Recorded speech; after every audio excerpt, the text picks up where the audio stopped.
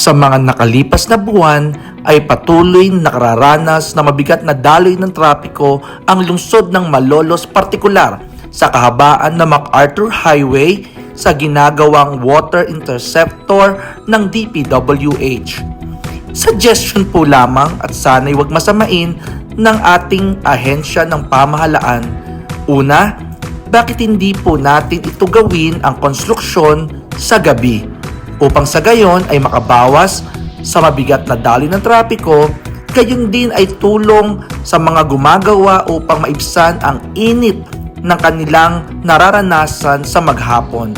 Gayon din, gumawa tuwing weekends upang sa gayon ay mababa ang volume ng mga dumaraan na sasakyan.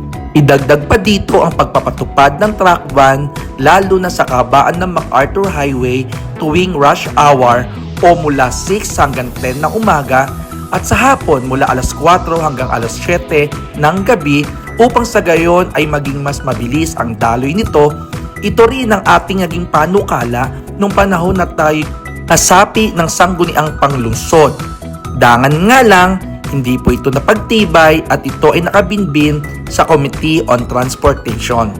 Gayon din ay magkaroon ng alternatibong ruta upang sa gayon ay mas mapabilis pa ang pagdaan sa nasabing lugar tulad ng paggamit ng Alito Heights na tatawid o babagtas patungo sa kanto ng Lungos upang ma-bypass ang nasabing lugar.